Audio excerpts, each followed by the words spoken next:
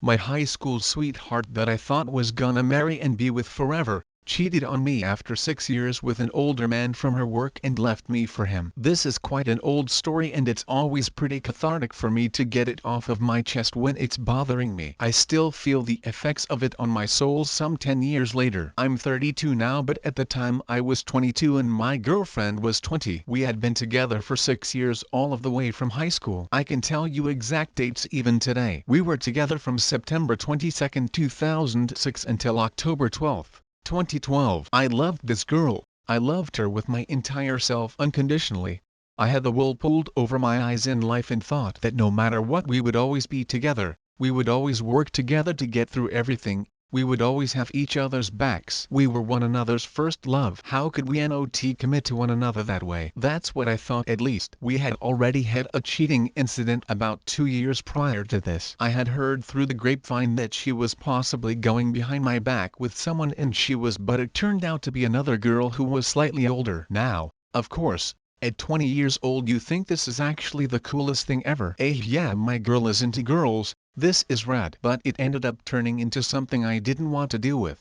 Youthful 20-year-old insecurity on my part. So we got through that, but I don't think things were ever truly the same. I feel like she was beginning to experience FOMO, a problem I think that a lot of us guys have had to deal with when it comes to being cheated on. She was around 18 at the time and I think she was really beginning to doubt that I was the person she wanted to be with, and I can see that plain as day now. Fast forward to 2012. She had graduated in 2011. 2 years after me. We're in the 6th year together. Despite the speed bump we had previously, our relationship at no point ever felt like it dwindled. We did things together all of the time. She never rejected me physically or vice versa, and I felt like everything was phenomenal. I'm working and going to college. She's working. I'm trying to get a foothold financially so that we can hopefully, in my eyes anyway, start getting ready to set the rest of our lives in motion. Then, finally, things felt like they started changing. For the first time ever she was beginning to show less interest in me little by little, and it happened fast. Probably about a month before I found out she had recently switched jobs and had gotten a great one, much better than what she had had previously. I saw this as awesome for us, as together we were making great money and could start saving for a house, when that was actually an attainable dream for young people. But she just continued to show less and less interest. It really just snowballed. Of course my mind started to whisper in my ear, she's met someone at this new job, and I was right. One day I decided to use some of my PTO and leave work early about halfway through the day. I just wasn't feeling working that day. Her and I had fun plans for that night because it was on a Friday. It was kind of a spur of the moment decision on my part to leave early, so I didn't text her or call her immediately to let her know. I figured she was at work herself and would follow up with her later. So I get in the car and drive home. Not a single worry in the world. I pull up to our house, which was a rental, and there was a vehicle parked out front that I didn't recognize, and my girlfriend's Ford Explorer was parked in the driveway. Immediately I'm perplexed. I knew she had a lot of friends and they came over to hang out with us from time to time, but I didn't recognize this one. It was a navy blue BMW Beamer, late 2000s model. I thought, who the is this? As soon as I unlocked the front door and opened it and I heard her. When I tell you my heart sank to the very bottom of my feet, I mean it. I just stood there honestly for what felt like a minute, listening to her moan and shit while the entire previous 6 years played out in my mind, and also the embarrassment I would feel having to tell my family, who thought very highly of her and loved her and friends, this had happened. I swallowed my pride and finally just walked inside. I went down the hallway and turned the corner to the bedroom and just leaned on one side of the frame. Neither one noticed me immediately because of the way the bed was facing the doorway foot first. I saw just his back and her laying flat on her stomach beneath him while he was f***ing her from behind. I could have just left right then and they never would have even known I was there, but I said something just casual like, "Hey,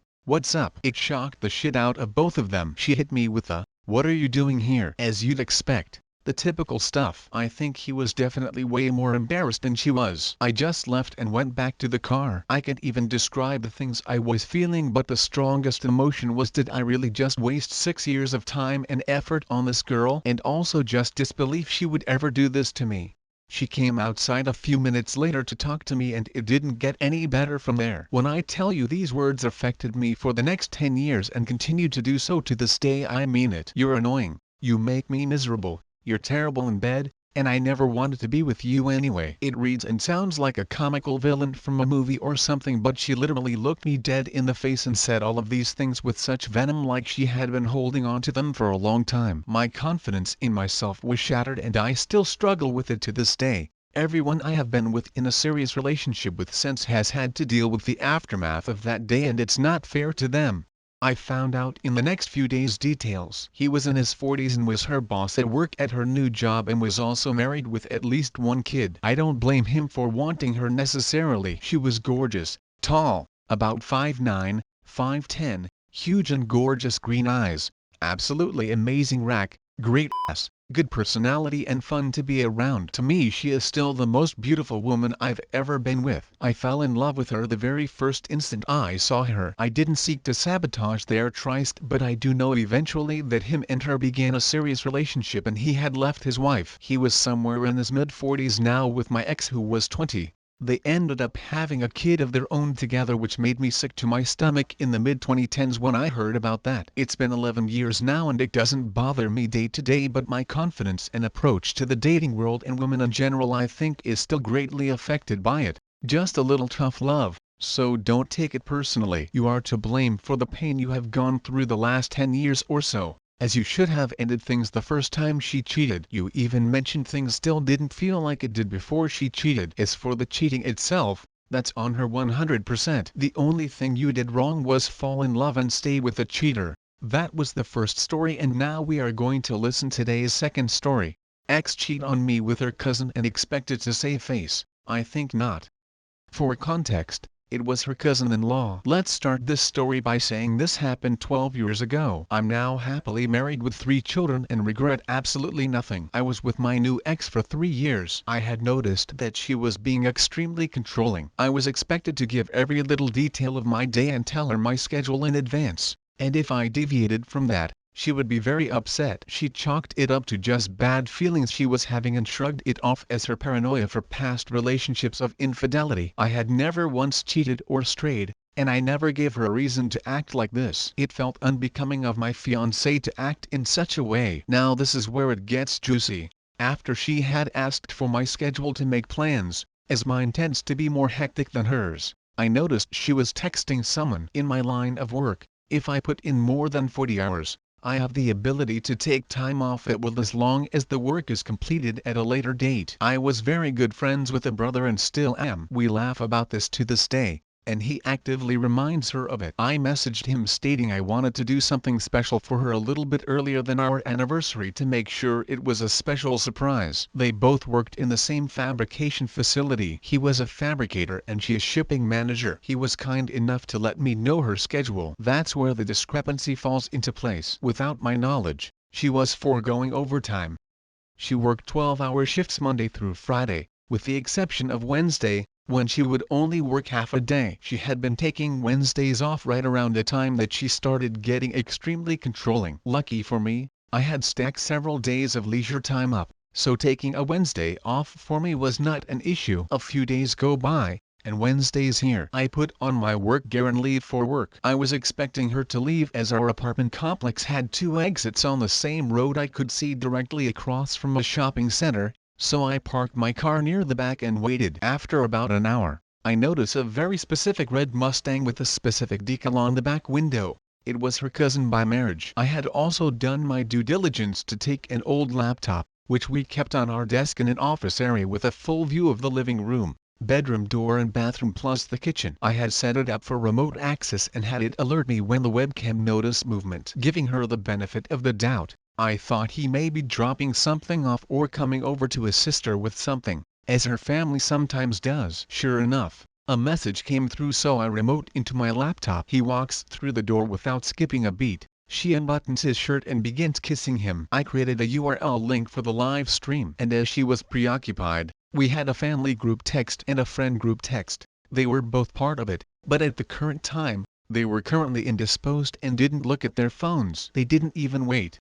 They could have gone to the bedroom, but no, they decided to get freaky deaky right there on the couch. I sent the link off to the friend group chat and the family group chat. Within minutes, I'm getting calls non-stop from friends and family alike. There was no turning back. She was getting blown up, but she was ignoring her phone. Not until the fourth or fifth call came through did they decide to take a break. For context, the state I live in allows recording of personal property regardless of occupancy. I was the only one on the lease. She wasn't allowed to be on the lease because of poor credit. The call she had picked up was from her cousin's mother who she was banging. She answers the phone on speaker, and I kid you not, the first words out of his mother's mouth were "Stop fucking my son." They both became rigid, and she began to stutter over her words, saying, "What are you talking about?" etc. The mother then divulged that there was a live feed of them sent out by me to her family. She grabbed every pillow off the couch and covered herself up. The cousin staggered off, trying to put on his pants and shoes, just to trip himself up and bang his head off of my coffee table, leaving it with adivce. By this time, I had made my way to the front of the apartment complex. I was there to greet the adulterer as he came out of the front exit. He froze and began to cry, apologizing profusely. I'm not going to lie. What happened afterwards wasn't my best moment, and I nearly got into legal trouble if it weren't for the fact that he was trespassing on private property. Let's just say I had a cast for 6 weeks, and he wasn't in any family photos for months. I went up to the apartment, where she was now fully clothed and crying inconsolably. I asked her if it was snot or cum on her face. Then I told her not to answer because it didn't matter anyway. I gave her 1 hour to remove all her belongings, as again, everything in the apartment was mine except for clothes, some makeup, and a few kitchen utensils. Her mother would not let her move in, as she was just filled with embarrassment. Same for her brothers, and the cousin's mother kicked her son out. Rumors spread around our town very quickly, and for a lack of better words, she was untouchable. Thanks for listening everyone. If you enjoyed today's story, make sure to give this video a thumbs up and subscribe to Reddit Zone to never miss a future upload.